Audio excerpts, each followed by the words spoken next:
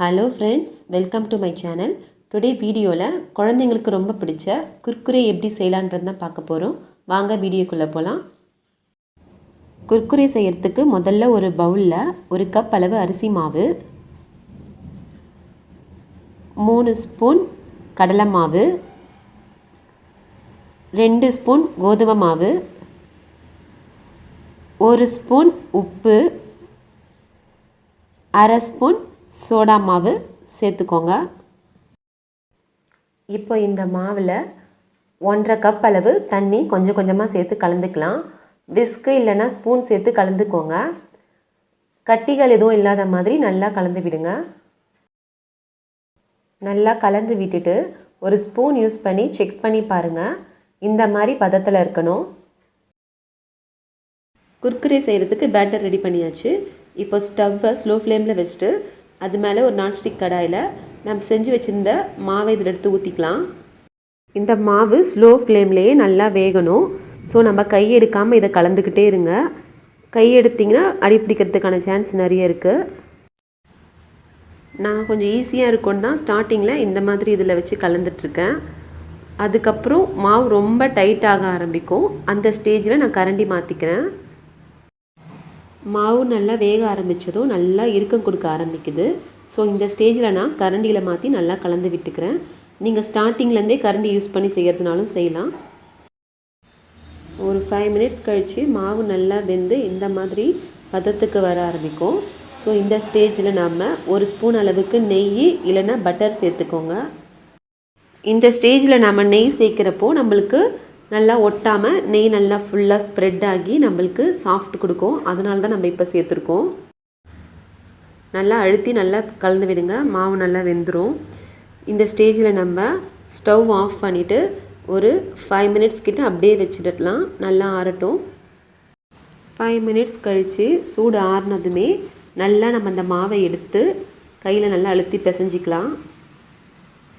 அதுக்கப்புறம் 1 ஸ்பூன் அளவு கார்ன்ஃப்ளவர் மாவு எடுத்து இதோடு சேர்த்து நல்லா பிசைஞ்சு விட்டுக்கோங்க.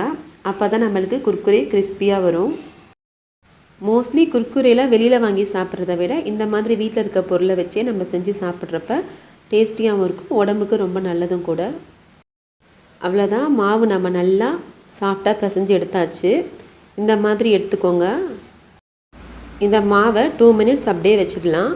அதுக்கப்புறம் கையில் எண்ணெய் இல்லைன்னா நெய் தடவிட்டு குட்டி குட்டி பால்ஸாக உருட்டிக்கலாம். அப்புறம் குர்குரே செய்கிறதுக்கு நம்ம இந்த பாலை நம்ம 4 விரலில் வச்சு இந்த மாதிரி ஷேப்பாக எடுத்துக்கலாம். நான் இன்னும் 2 உங்களுக்கு இந்த மாதிரி பண்ணி காட்டுறேன், பார்த்துக்கோங்க.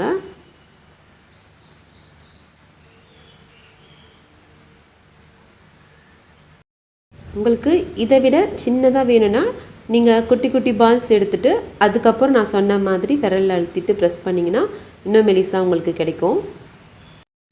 நம்மளுக்கு குர்குரே ஒரே ஷேப்பாலாம் இருக்காது. ஸோ உங்களுக்கு எந்த மாதிரி ஷேப் வேணுமோ அந்த மாதிரி நீங்கள் பண்ணி போட்டுக்கோங்க. நான் இருக்கிற மாவு எல்லாத்துலேயும் மொத்தமாக சேர்த்து இந்த மாதிரி பண்ணி வச்சுக்கிட்டேன்.